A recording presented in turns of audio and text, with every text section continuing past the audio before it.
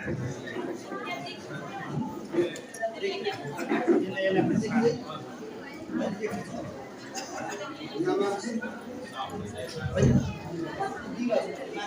श्री यतिराजाय विवेकानंद सूरये सच्चित् सुखद स्वरूपाय स्वामिने तापहारिणे। मैं प्रातः स्मरणीय विश्व गुरु स्वामी विवेकानंद जी के चरणों में प्रणाम अर्पित करते हुए आप सबको सादर नमस्कार। मैं सचमुच में बहुत आह्लादित हूँ, बहुत खुश हूँ, आनंदित हूँ कि एक साथ जो भविष्य निर्माता हैं, सिर्फ नेपाल और भारत के ही नहीं, विश्व के भविष्य के निर्माता के रूप में आपके जो कंधे पर जिम्मेवारी है, उनके साथ कुछ अपना अनुभव शेयर करने का मौका मुझे मिला है। इसके लिए मैं पैप्सन को अपना आभार प्रकट करता हूँ। सुबह मैं मिला था रमेश प्रसाद जी से, कल मैं मिला था विवेकानंद झा जी से, यहाँ पर हैं विवेकानंद झा जी हैं, और अशोक चितलांगिया जी जिन्होंने मुझे यहाँ आमंत्रित किया नेपाल में। केदार प्रसाद जी से भी कल मुलाकात हुई थी मेरी। आज उनका नेपाली बहुत अच्छा नहीं समझने के बावजूद भी मैं उनके क्लास का आनंद ले रहा था, और समस्त आयोजनकर्ताओं को मैं अपना आभार प्रकट करता हूँ। और ये सिर्फ भाषाई आभार नहीं है, मैं अपने हृदय के अंतःकरण से, हृदय के गहराई से आप सभी का आभार प्रकट करता हूँ। 3 शब्द है: अधिकार, कर्तव्य, अधिकार, कर्तव्य और दायित्व। तो आप सब शिक्षक हैं, यहाँ सभी शिक्षक बैठे। मैं सुबह चर्चा कर रहा था कि आखिर ये जो शिक्षक हैं, तो शिक्षक तो हैं, लेकिन शिक्षक से पहले सभी जीविकोपार्जन के लिए लगे हुए हैं। आप सभी नौकरी करते हैं, है ना? और आपके इस जीविकोपार्जन में 3 जो बेसिक चीज है, रोटी, कपड़ा और मकान, जिसके लिए आप दौड़ रहे हैं, हमें लगता है बड़े भोले भाले हैं, बड़े संतोषी हैं। आपको इस 3 चीज से ज्यादा चाहिए ही नहीं। अभी मैं बैठे बैठे सोच रहा था, ये संतोषी शब्द तो मेरे लिए लागू होता है। मैं धर्म ध्वजाधारी हूँ, कपड़ा पहन लिया हूँ गेरुआ, तो मुझे संतोषी होना चाहिए था। लेकिन आप ये 3 चीज से ज्यादा चाहते ही नहीं है, रोटी, कपड़ा और मकान। और मैनेजमेंट की बात आ जाए तो आपने कहा कि भाई हम कैरियर बिल्डिंग कर रहे हैं, we are worried about our career, हमारा कैरियर नष्ट हो जाएगा। वो विवेकानंद झा जी ने वो क्या आईटी सेक्टर इंजीनियरिंग की नौकरी, जीएम के पद छोड़ करके चले आए, और इनके पिताजी बड़े चिंतित थे कि भाई हमारे लड़के का जो कैरियर है बड़ा कर दो। मैं कुछ अपने से भी मिला दिया आपके लिए उदाहरण के लिए। तो व्हाट इज कैरियर, पहले तो यही हो जाए बात, इसकी चर्चा हो जाए। योग की बात तो बाद में आएगी। आखिर योग करेंगे क्यों, योग है क्या? आप किसी काम को करने के पहले उसकी तो क्राइटेरिया होगी ना भाई, आप क्यों आगे बढ़ेंगे। हम बोल दें कि बगल के कमरे में सोना रखा हुआ है, लेकिन पहले सोने की आवश्यकता आप महसूस करेंगे तब तो सोना को लेने जाएंगे, और आवश्यकता कब महसूस करेंगे कि उस सोने के गोल्ड के बारे में आपको जानकारी हो कि गोल्ड बहुमूल्य वस्तु है। अगर इसकी जानकारी नहीं है तो हम बस्तर में रहते थे, छत्तीसगढ़, वो भारत का एक प्रदेश है छत्तीसगढ़, और दंडकारण्य कहलाता है। भगवान रामचंद्र जो है दंडकारण्य में जहाँ माँ सीता का हरण हुआ, तो वहाँ की जो आदिवासी महिलाएं हैं वो सोना पड़े रहने से वो लेती नहीं है, उनको पता ही नहीं कि सोना क्या है। वो जंगल से करधनी चुनती है, उसी का हार बनाती है। तो पहले रोटी कपड़ा और मकान के अलावे भी कुछ आपके लिए प्राप्त करने की वस्तु है, इस चीज की जानकारी तो हो जाए, तब तो उसके लिए प्रयास करेंगे। और इस अर्थ में हम बोलते हैं कि भाई आप तो रियल सन्यासी हैं, आपको इससे ज्यादा कुछ चाहिए। अब बात आती है, आप बहुत वरिड हैं अपने भविष्य के बारे में कि हम अगर अभी नहीं कमाएंगे, अभी हम अर्जित नहीं करेंगे। सबको हिंदी तो समझ में आ रही है, क्या करें? मेरी बाध्यता है कि मैं नेपाली बोल नहीं पाता। समझते हैं? हाँ, मैं भी आशा करता हूँ कि आप सभी समझते होंगे। तो ये जो कैरियर बिल्डिंग है, मैं अपना उदाहरण देता हूँ। कर्मवाद का सिद्धांत है,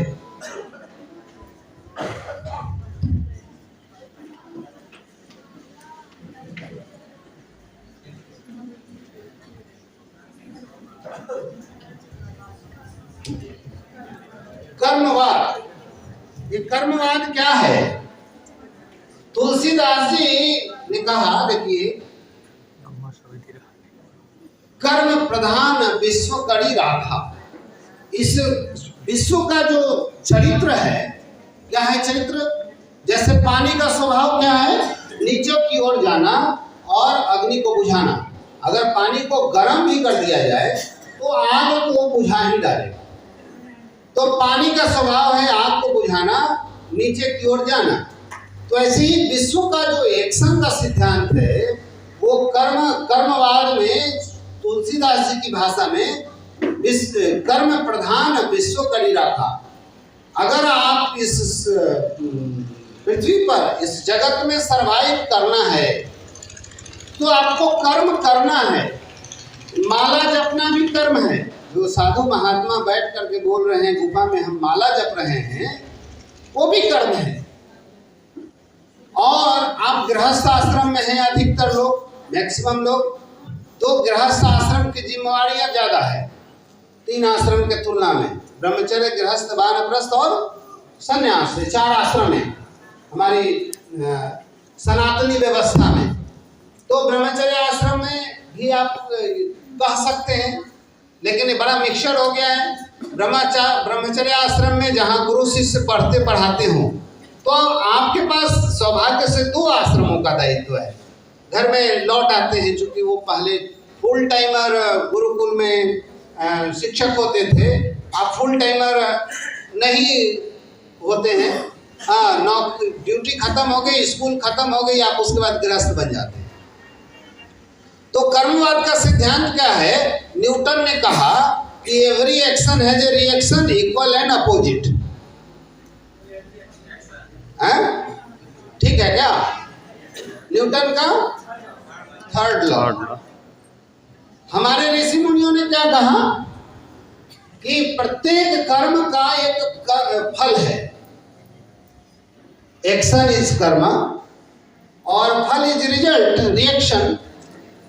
इसके अलावे हमारे ऋषियों ने कहा there is a reason, there is no work without a reason.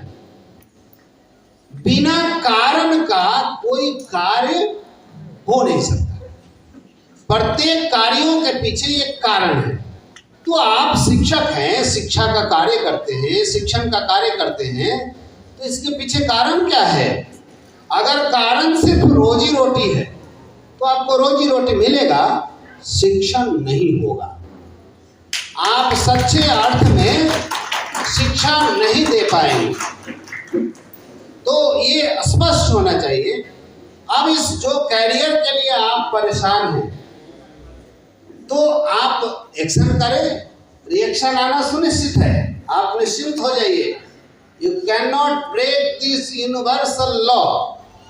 ये विश्व का यूनिवर्सल लॉ है, नियम है कि एक्शन का रिएक्शन होगा। अब सुनिश्चित हो जाइए, गीता में भगवान कह रहे हैं कर्मण्येवाधिकारस्तु मा फलेषु। ये थोड़ा टीवी पर देखने के बाद लोगों को हम समझते हैं कि श्लोक याद था इसलिए आधा में बोला, मा फलेषु कदाचित। मैं इस श्लोक को अपने अर्थों में इस प्रकार से समझा हूं कि हे पार्थ, तुम फल की चिंता मत करो, ये सुनिश्चित है, इसलिए अपने माइंड का संपूर्ण भाग कर्म के ऊपर डालो। और ये कर्म को कैसे करो, ये इस बात के ऊपर चिंतन है, क्वालिटी ऑफ कर्मा। ठीक है भाई जी, क्वालिटी ऑफ कर्मा, कर्म के गुणवत्ता के ऊपर, उसके गुण के ऊपर आप ध्यान दें। जी जैसा कर्म करेंगे वैसा ही फल आएगा, वो सुनिश्चित है।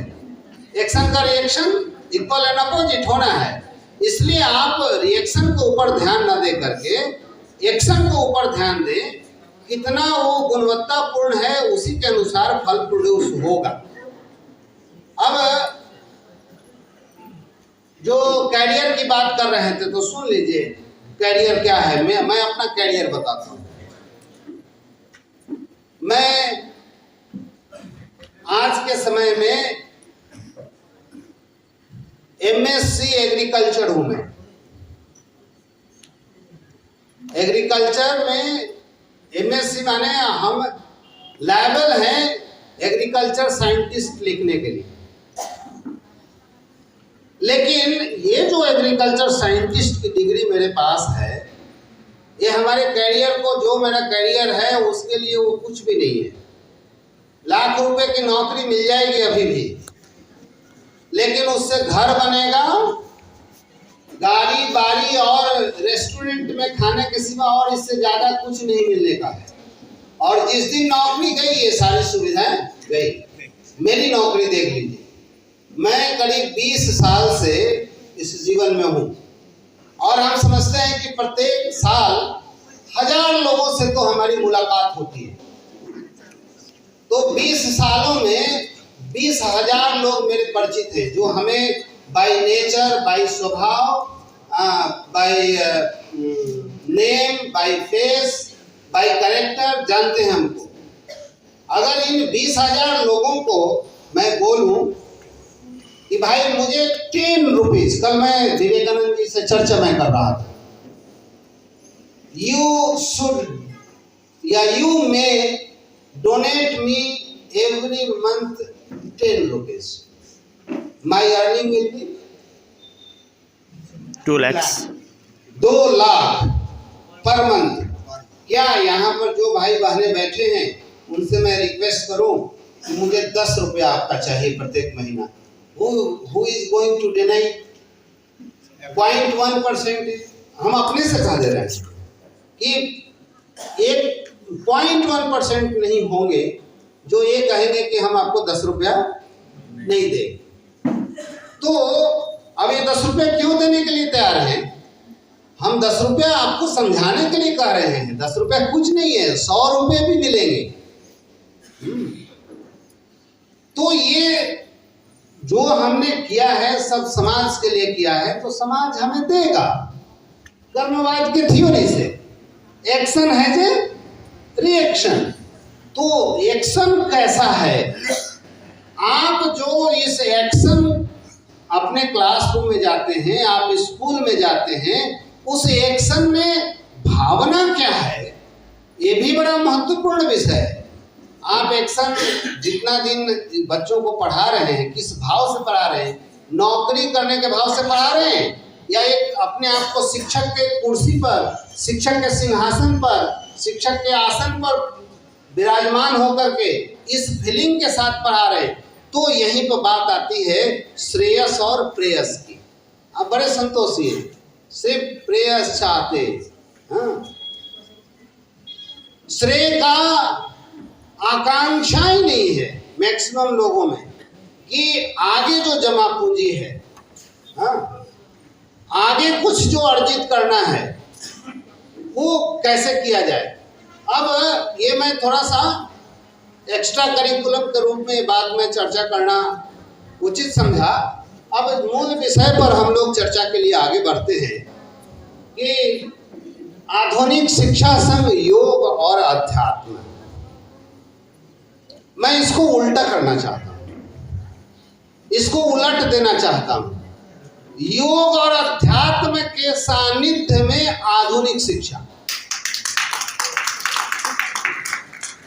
योग और अध्यात्म के सानिध्य में आधुनिक शिक्षा। अब ये जो योग है, साधारण रूप से हम योग का मतलब वो आसन प्राणायाम समझ लेते हैं। मैं आसन प्राणायाम दीदी अभी करा रही थी उसका आलोचक नहीं हूं, मैं आलोचना नहीं कर रहा हूं। वो आसन, योग आसन है। योग में आसन के लिए 4 सूत्र हैं पतंजलि योग सूत्र में, जहां पर बताया गया है कि आध्यात्मिक अनुभूति को प्राप्त करने के लिए शरीर को स्वस्थ रखना जरूरी है, और शरीर को स्वस्थ रखने के लिए किस प्रकार के आसन इत्यादि प्राणायाम करना है उसके बारे में चर्चा है। तो योग क्या है? विवेकानंद जी गीता में भगवान के मुंह से इसको परिभाषा हम लोग समझते हैं, योगः कर्मसु कौशलम। भगवान श्री कृष्ण कह रहे हैं गीता में योग किसे कहते हैं? योगः कर्मसु कौशलम, कुशलता के साथ, विथ एक्सपर्टीज। आप किसी कार्य को एक्सपर्ट होकर के निपुणता के साथ करते हैं। आपका कार्य शिक्षण है, शिक्षा आपका काम है, तो आप उस काम को कितना गहराई से, निपुणता से, उसकी बारीकियों को समझते हुए ये कार्य को करते हैं। अगर करते हैं तो आप भगवान की प्राप्ति होगी। योग का मतलब प्लस भी होता है ना, जोड़, 2 वस्तुओं का मिलन, जोड़। तो आध्यात्मिक भाषा में आत्मा का परमात्मा के साथ मिलन को योग कहते हैं। अब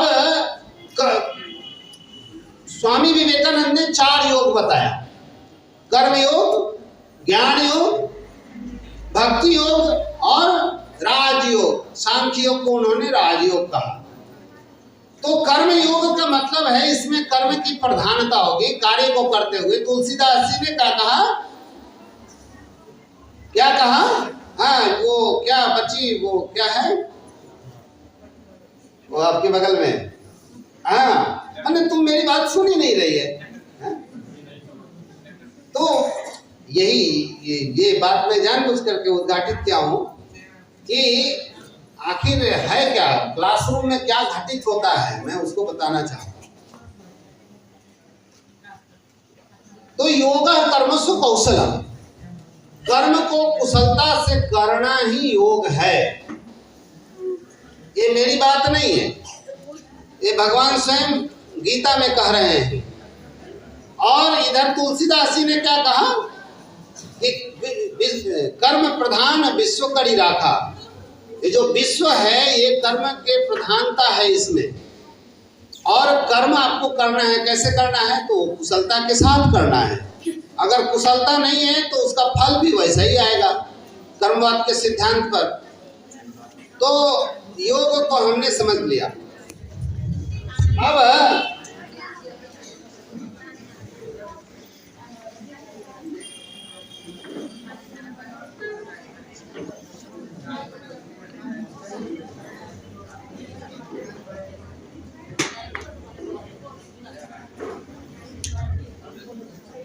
ज्ञान, ये राजयोग में क्या कहते हैं? Little bit A technical session.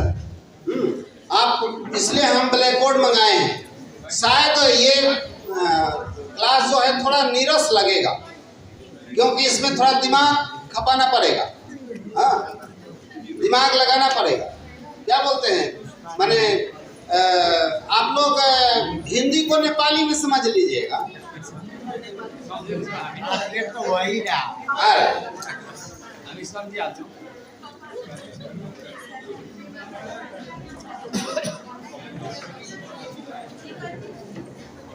तो आप लोग बात कर लें, फिर मैं उसके बाद करूं।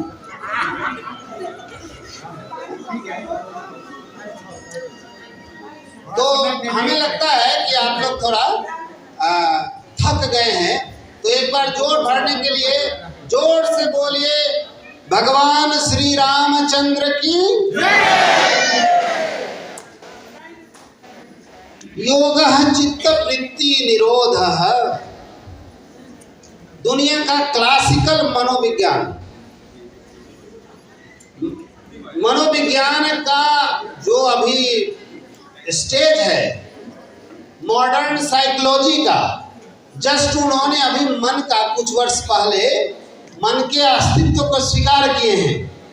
और हम यहाँ देखेंगे कि मन के कितने प्रकार हैं, क्योंकि आप लोग ऐसे व्यक्ति हैं जो दिन रात बच्चों के मन के साथ डील करते हैं। You are dealing with mind, not with body. Body से बहुत कम, सबसे ज्यादा आप बच्चों के मन के साथ डील कर रहे होते हैं। लेकिन मन के बारे में कितना जानते हैं, जानते भी होंगे। मैं ये सोच करके बता रहा हूँ कि आज आपको क्या बोलते हैं, बहुत लंबा करने से लोग थक जाएंगे, तो बोर हो जाए, बोर हो, अभी बहुत 2 घंटा से सुन भी रहे हैं। उसके बाद सबको घर की तरफ ध्यान चला जाएगा कि जा करके घर में रोटी बनानी है। ये तो चल ही रहा है, इसीलिए तो रेस्ट चाहिए, हाँ, विश्राम चाहिए, विश्राम चाहिए।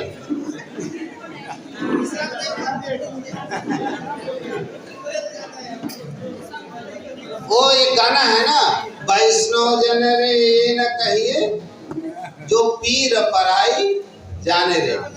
वैष्णव उसको नहीं कहा जा सकता जो दूसरे के पीरा को नहीं जानता है। लेकिन ये विषय बहुत महत्वपूर्ण है टीचर लोगों के लिए। जितना देर आप हैं with full attention, don't gossip, please आप बातचीत ना करें। जितना देर है उतना देर फुल अटेंशन के साथ आप इसको सुने। कारण कि अगर फुल अटेंशन देके नहीं सुनते हैं तो आपको पता है क्या कि आपका उम्र बढ़ रहा है ना घट रहा है? घट रहा है, सबको पता है। और पता है तो सुन लीजिए। इसके लिए भगवान शंकराचार्य ने कहा है ऐसे व्यक्तियों को आत्महा, अपने आत्मा का स्वयं हत्या करने वाला। जो जानता है कि ये होता है फिर भी वो काम करता है, वैसे व्यक्ति को क्या कहेंगे? उसके लिए भगवान शंकराचार्य ने संज्ञा दिया है आत्महा का। आप स्वयं अपने आत्मा की हत्या करते हो। आप जान रहे हैं कि मेरे खाते से प्रत्येक मोमेंट, प्रत्येक दिन, प्रत्येक पल जो है खिसकते जा रहा है, और फिर भी आप उसके लिए बेचैन नहीं है। कितने भोले हैं आप।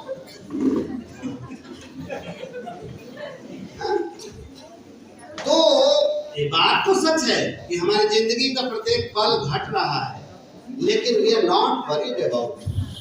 हम उसके लिए चिंतित नहीं है। और रहस्य क्या है जानते हैं? जितने दुनिया के महापुरुष हुए हैं वो सभी लोगों ने अपने जिंदगी के समय का मैक्सिमम यूज किया है। स्वामी विवेकानंद 38 साल में, भगवान शंकराचार्य 32 साल में पूरे विश्व में एक आंदोलन खड़ा कर दिया। कैसे खड़ा कर दिया? उन्होंने उस समय का ज्यादा से ज्यादा उपयोग किया है। वो एक अलग विषय है, लेबर, टाइम एंड कॉजेशन। हाँ, श्रम, समय और कारण, मैनेजमेंट का पार्ट है। तो ये क्या बोलते हैं पैप्सन से मैं अनुरोध करूंगा कि ये जो क्लासेस हैं इसको क्लास फॉर्म में किया है और टाइम स्पेस कॉजेशन इन विषयों पर भी हम बहुत दूर नहीं है देवघर। हाँ, 1 नाइट जर्नी है, मैं चलाऊंगा। बड़ा अच्छा लगा आपका देश, मैं पहली बार यहाँ आया हूँ और आई एम वेरी इमोशनल। हाँ, स्वामी विवेकानंद ने कहा है कि तुम्हारे स्त्रियों का आदर्श सीता, सावित्री और दमयंती है। और ये भूमि पर जब मैं आता हूँ तो मैया सीता की जब याद आता है तो मैं इमोशनल हो जाता हूँ कि जिस भूमि से दुनिया को आदर्श स्वरूप शक्ति स्वरूपा माँ सीता उत्पन्न हुई है, उस धरती पर मैं कैसे मैंने ये फीलिंग की बात है। और कभी कभी होता है ना कि लोग क्या घटिया जाते हैं ना सठिया जाते हैं, वो लोकल भाषा है। यहाँ के लोग रहते रहते उसी में रम गए हैं और उनको फीलिंग नहीं है कि गधा जो है वो चंदन को ढोता है, उसको सिर्फ भार पता रहता है, उसके पीठ पर कितनी बहुमूल्य और कितनी पवित्र लकड़ी लदी हुई है उस गधे को पता नहीं होता है। उसको तो सिर्फ वजन पता लगता है, यार मेरा कमर टूटते जा रहा है। तो सचमुच में ये इस धरती के क्या है संसरी के लोग, मैं आपको याद दिलाना चाहता हूँ कि आप साधारण लोग नहीं हैं, आप मैया सीता के धरती की महिलाएं हैं, पुरुष हैं, जिस धरती को चीर करके माँ सीता निकली थी। यानी तो योगा कर्मसु कौशलम योगा चित्त वृत्ति निरोध। अभी चित्त क्या है और वृत्ति क्या है, इसका निरोध 3 शब्द है, 4 शब्द है। योग चित्त वृत्ति निरोध। योग की परिभाषा हमने गीता के अनुसार, भगवान श्री कृष्ण के अनुसार सुन लिया है। अब यहाँ हम एक शिक्षक के लिए रहस्य उद्घाटन करने जा रहे हैं। ये अभी विषय का बाल्यकाल में है, हम कुछ देर में इसके यौवन अवस्था में पहुंचेंगे। सो यू शुड, आपको जाना है चले जाएं, लेकिन जब यहाँ जितना देर रहें इस विषय को सीरियस होकर के समझें। अगर सीरियस होकर नहीं समझते हैं तो समझ में नहीं आएगा और मेरा भी समय बर्बाद हो जाएगा। तो ये चित्त क्या है और वृत्ति क्या है और निरोध क्या है। निरोध का मतलब रोकना। योग कहते हैं सांख्य गुरु कपिल मुनि पतंजलि ऋषि कि योग उसे कहते हैं जो चित्त के वृत्तियों का निरोध करे, रोक करे। अब वृत्ति का मतलब होता है वेव्स, वृत्त, गोल, सर्किल। अब circle, not only circle with waves, वृत्ति। समुद्र में जो तरंग उत्पन्न होते हैं, मान ली कि एक बर्तन में पानी रखा है, उसमें आपने एक कंकर फेंका, कंकर फेंकने से जो उसमें वेव्स तैयार होगा उसको वृत्ति कहते हैं। और इस वृत्ति को रोकना ही योग है। हमारे मन रूपी तालाब में विचार रूपी कंकर गिर रहे हैं और अनवरत गिर रहे हैं, अवांछित गिर रहे हैं, बिना चाहे हुए गिर रहे हैं। वो कंकर कौन गिरा रहा है, कैसे गिर रहा है, कहाँ से गिर रहा है, इस बात की जानकारी हम आपको आज देंगे। और ये मेरी जानकारी नहीं है, हमने कुछ इसका अनुभव किया है, हमने इसका कुछ अभ्यास किया है। उसी के आधार पर हम अपने अनुभव और अभ्यास को आपके साथ शेयर करेंगे। इसके अधिष्ठाता ऋषि हैं पतंजलि, उन्होंने इसको प्रतिपादित किया है और उस पुस्तक का नाम है, बहुत सरल भाषा में स्वामी विवेकानंद का उस पर ये है, क्या बोलते हैं, कमेंट्री है। क्योंकि वो ऐसे लोगों को राजयोग पढ़ा रहे थे, सांख्य योग पढ़ा रहे थे, अंग्रेजों को पढ़ा रहे थे, अमेरिका के लोगों को, जो योग शब्द ही पहली बार सुने थे। इसलिए बड़ी सरल व्याख्या स्वामी जी का है, राजयोग के नाम से वो पुस्तक है। और दैट इज द बुक, एकमात्र किताब है जो जिसको स्वामी जी ने अपने हाथों से एडिट किया हो। बाकी जो है स्वामी जी के लेक्चर रिकॉर्डेड हैं, कोई अश्रु लिपि में लिखा है, वैसा करके रिकॉर्डेड है। तो ये जो चित्त और वृत्ति है, वृत्ति को आप थोड़ा बहुत समझ गए कि मन रूपी तालाब में, बर्तन में, पात्र में विचार रूपी कंकर के गिरने के कारण जो वेव्स पैदा हो रहे हैं, उसका निरोध करना ही योग है। अब इस वृत्ति से क्या होता है, आप बर्तन में पानी रख दें, जब स्थिर हो तो आप अपना चेहरा उसमें देख सकते हैं। आपका चेहरा का सही सही रूपांतरण उसमें परछाई में दिखाई पड़ेगा।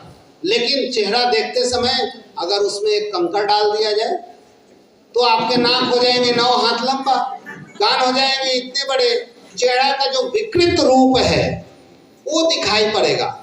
यानी आप जब स्कूल के प्रिंसिपल के पद पर होंगे, किसी कंपनी के डायरेक्टर के रूप में होंगे, किसी भी घर के मुखिया के दायित्व के रूप में होंगे, आपको डिसीजन लेना होगा और आपका मन में 1000 विचार आ रहे हो और बड़े बड़े तरंग उठ रहे हैं, छोटा छोटा नहीं, तो जो डिसीजन आएगा वो डिसीजन परफेक्ट। अब इसको रूपांतरित कर दीजिए टीचर के रूप में कि जो आप बच्चों को पढ़ा रहे हैं, आपका स्वयं का मन चंचल है, स्वयं का मन जो है उस विषय के प्रति कंसंट्रेटेड नहीं है, तो आप उसको कैसे ट्रांसफर कर पाएंगे। ट्रांसफॉर्मेशन तो लैंग्वेज में बहुत ऊपरी स्तर का होता है। जो ट्रांसमिशन होता है, कम्युनिकेशन होता है, वो हृदय से होता है। कैसे? आप लोग तो माँ यहाँ बैठी हैं, वो भाषा नहीं जानने वाले बच्चों से कैसे बात करती हैं आप? आओ, बच्चा जो छोटा बच्चा है, जो भाषा भी नहीं जस्ट जन्मा है, 20 दिन 25 दिन 50 दिन का हुआ है, और वो आप उससे बातचीत करती हैं, बोलती हैं कि इसको भूख लग गया, बोलती हैं कि ये हंस रहा है, ये इसके पेट में दर्द हो रहा है। How you communicate? उनको आप कैसे कम्युनिकेट करते हैं? तो कम्युनिकेशन की जो प्रक्रिया है हार्ट टू हार्ट होता है। ये जो लैंग्वेज का कम्युनिकेशन है बहुत सतही ऊपरी लेवल का कम्युनिकेशन है, ये अंतर का कम्युनिकेशन नहीं है।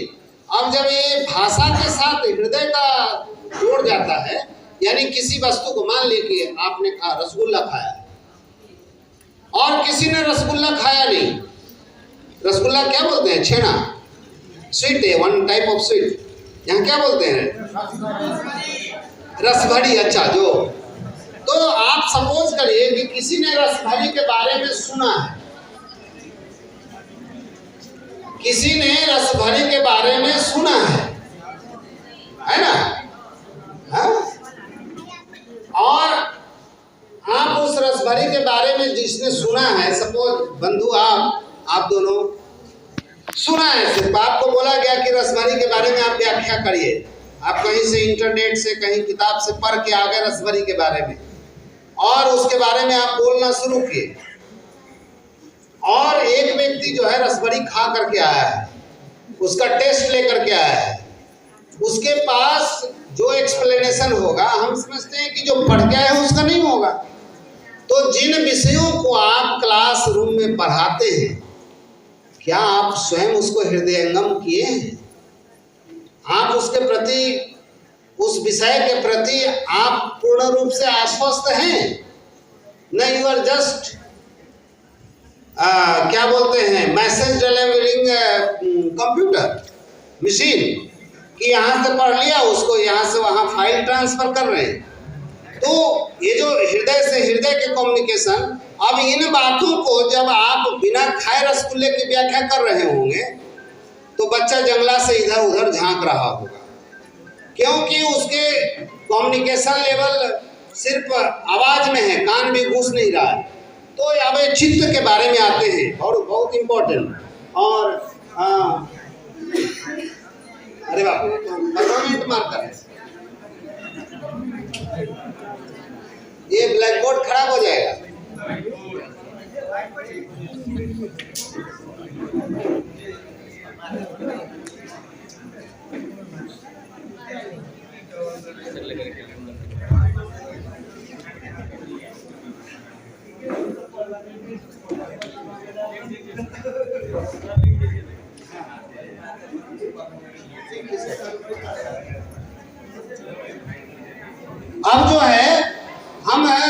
शरीर के बारे में जानते हैं, चर्चा करते हैं। शरीर के 5 कोष हैं।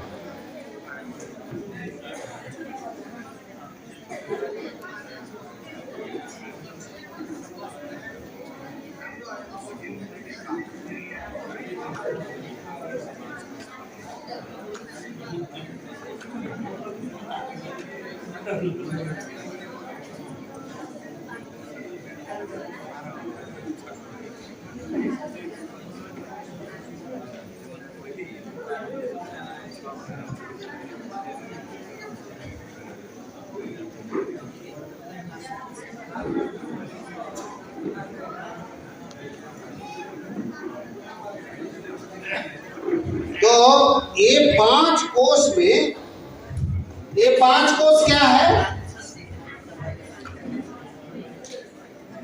अन्नमय कोष, प्राणमय कोष, मनोमय कोष, ज्ञानमय कोष और आनंदमय कोष।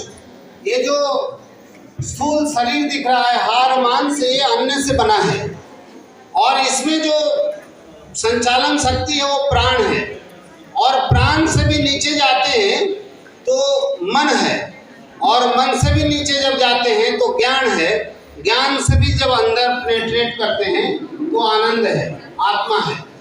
हमारा जो डीलिंग है ये मनोमय कोष के साथ है। अब मन किसे कहते हैं?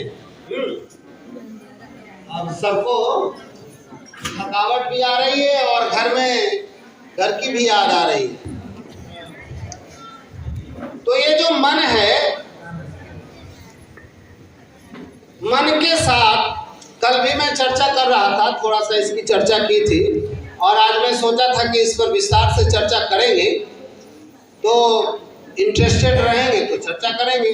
बड़ा थोड़ा रूखा सूखा विषय है ये, सबको आनंद नहीं आता है। बीच बीच में चुटकुला सुनाना पड़ेगा तब शायद आपके नींद जो है वो खुले। तो ये जो मन है ना, मन का 5 रिसीवर है, 5 ज्ञान इंद्रिय हैं जिसके थ्रू हम कम्युनिकेट करते हैं। एक टीचर को क्या करना है कि हमारा आंख तो खुला है, बच्चे का क्लासरूम में आंख तो खुला है, कान भी खुला है, लेकिन उसका मन जो है कहीं बाहर विचरण कर रहा है। तो आपको समहाउ और एनी हाउ बच्चे के मन को, बच्चों के मन को आपको क्लासरूम में रखना है। कैसे रखना है? जब मन के बारे में आप जानेंगे तब तो उसको रख पाएंगे। तो ये मन कैसे काम करता है, हाउ इट वर्क्स। मन का जो स्टफ है, स्टफ बोलते हैं कि ये घर बनाने में जो मटेरियल यूज हुआ है, ईटा बालू सीमेंट, इस घर का स्टफ है। तो मन का क्या स्टफ है? मन बनता है क्या चीज से? मन की जो बनावट है, चित्त, बुद्धि और अहंकार। ये चित्त क्या है, बुद्धि क्या है और अहंकार क्या है? तो हम ये अहंकार को छोड़ देते हैं। ये लंबा विषय है। ये अहंकार माने वो एंग्री वाला अहंकार नहीं है, ये टेक्निकल है। अहम माने मैं का जो भाव है, जो फील कर रहे हैं कि आप हाथ हो, नहीं मैं हाथ तो नहीं हूँ, मैं कान हूँ, नहीं मैं कान नहीं हूँ, मैं पैर हूँ, नहीं मैं पैर नहीं हूँ, क्या तुम और शरीर हो, नहीं। तो ये जो नहीं कहने वाला, जो बार बार कह रहा है कि नहीं मैं हाथ नहीं हूँ, मैं पैर नहीं हूँ, मैं कान नहीं हूँ, तो ये जो है अहम का भाव, वो अहंकार है। वो एक अलग विषय है, लंबा विषय है। लेकिन आपको इन 2 चीजों के साथ अगर डील करते हैं, चित्त और बुद्धि के साथ, तो बच्चा को हम लोग बहुत अच्छा पढ़ा सकते हैं। उनको एकदम ब्रिलियंट स्टूडेंट बना सकते हैं। अब ये चित्त क्या है? चित्त जो है कंप्यूटर की भाषा में हार्ड डिस्क है, जहां पर हम अपने विचारों को, चित्रों को, जो 5 ज्ञानेंद्रिय हैं उसके द्वारा संग्रहित मैसेज फाइल को हम चित्त में सेव करते हैं, स्टोर करते हैं। अगर इसका परिपत्र ठीक से नहीं बना तो वो सेव नहीं होगा। वो क्लासरूम में टीचर पढ़ा बोलते रहेगा और वो उसका मन जो है कहीं दूसरे जगह घूमते रहेगा, वो स्टोर चित्त में नहीं होगा।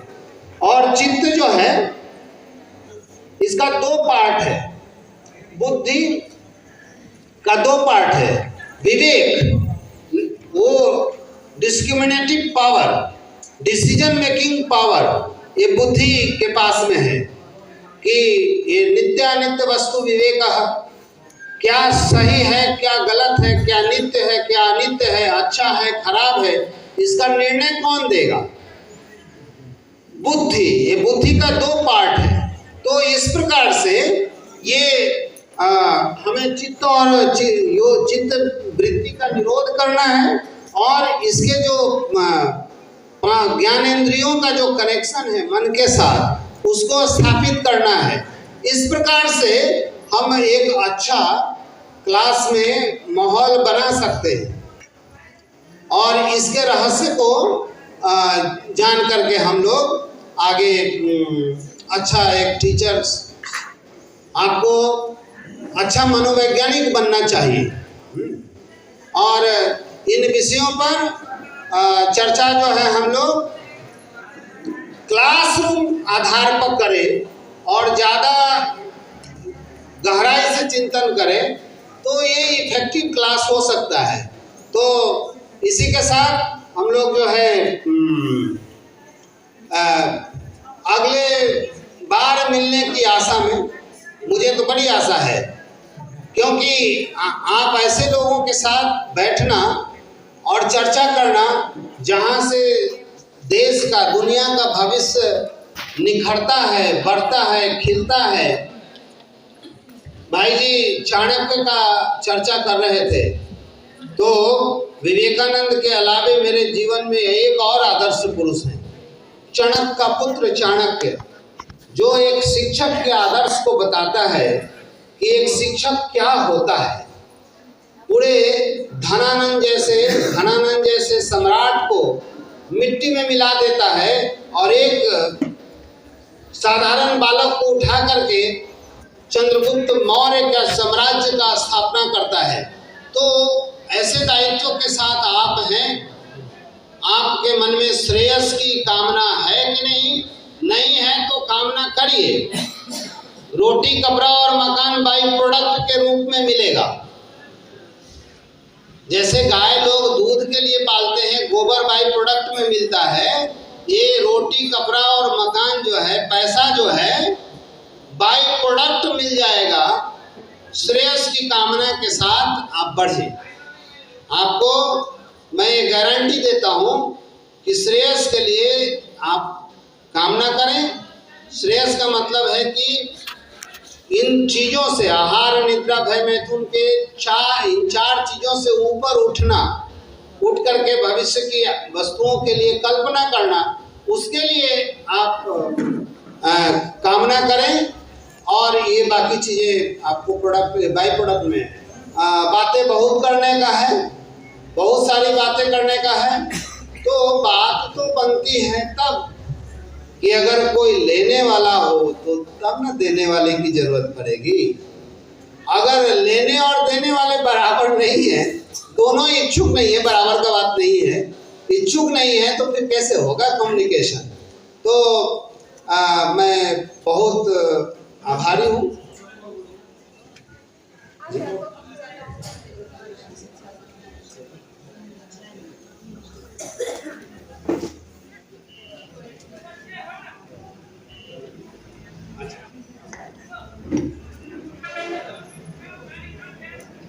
सर का आदेश है कि इस विषय को और आगे बढ़ाया जाए। तो क्या आप सब लोग इंटरेस्टेड हैं? अच्छा लग रहा है? हा? नहीं, आवाज तो जोरदार नहीं आई, लग रहा है। अच्छा, यानी आओ, कभी कभी जो है ना, श्री रामकृष्ण ने कहा कि 3 प्रकार के वैद्य होते हैं। एक वैद्य होते हैं, श्री रामकृष्ण कौन थे जानते हैं? स्वामी विवेकानंद के गुरु।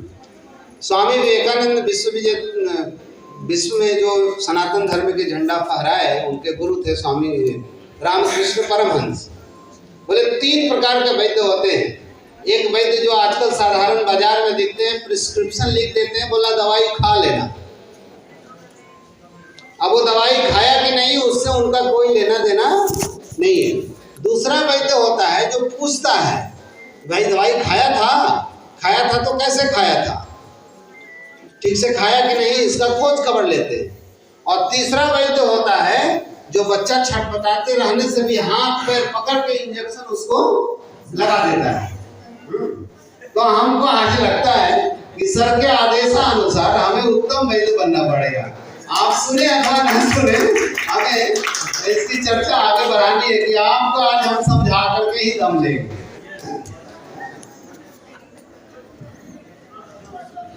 तो इस चर्चा को आगे बढ़ाते हैं। ये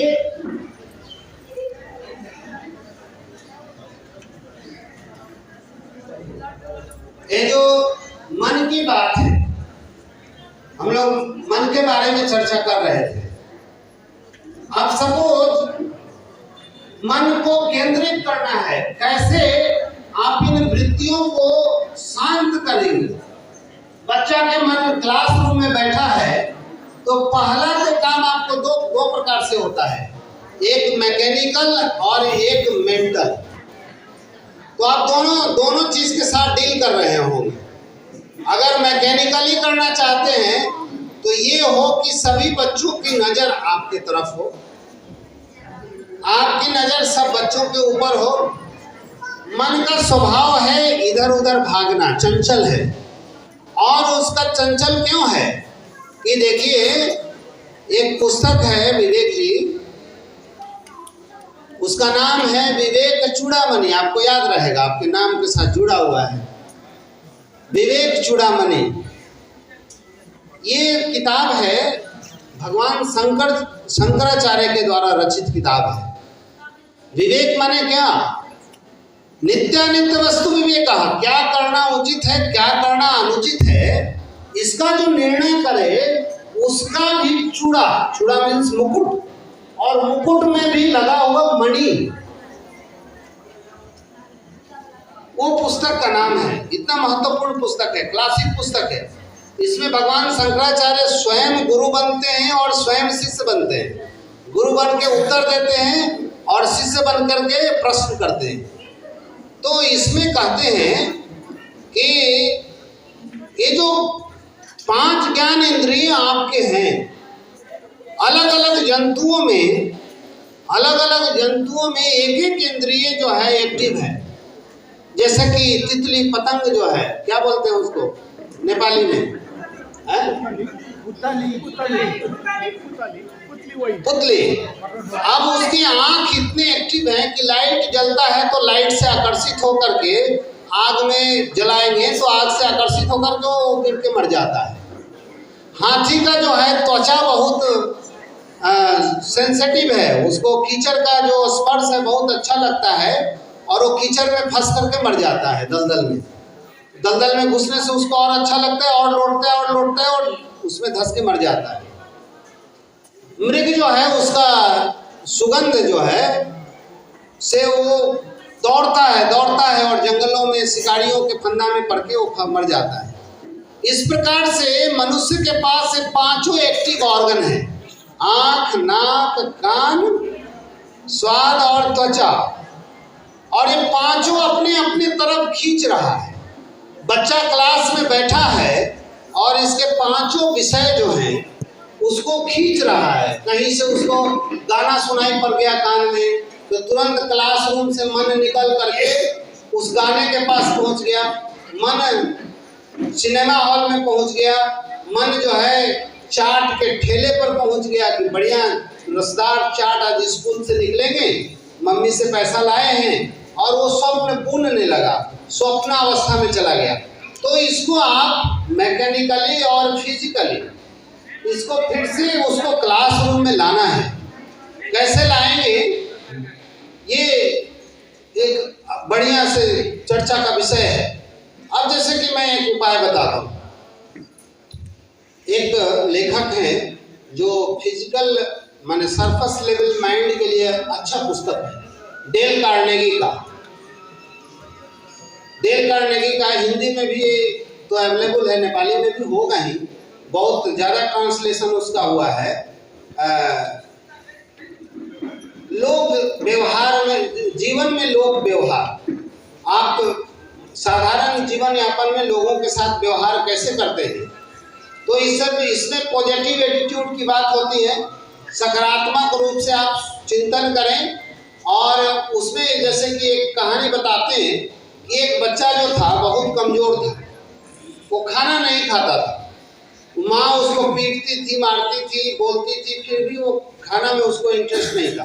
दिन प्रतिदिन वो कमज़ोर होते जा रहा था। लेकिन जब वो साइकिल चलाने जाता था तो उसका एक पड़ोसी का लड़का आकर के उसका साइकिल उससे छीन लेता था, और छीन करके वो साइकिल लेकर के चला जाता था, ये कुछ नहीं कर पाता था। तो उसकी जो बुआ थी, उसने बुआ कही कि देखो, ये जो तुम्हारा साइकिल छीन करके लेके चला जाता है, तुम अगर बढ़िया से खाओ पियो और खा पी करके तुम शक्तिशाली हो जाओ, तो वो जो साइकिल छीनने के लिए आता है ना, तुम उसको हरा सकते हो, और हरा करके और तुम जो है वो साइकिल तुम्हारा वो नहीं छीन पाएगा। तो उस दिन से वो बच्चा जो है, माने उसको खाना अच्छा नहीं लगे तो भी वो जबरदस्ती खाए कि हमें ताकतवर बनना है, और अपने पड़ोसी में जो बच्चा है उसके साथ हमें साइकिल का ये जीतना है।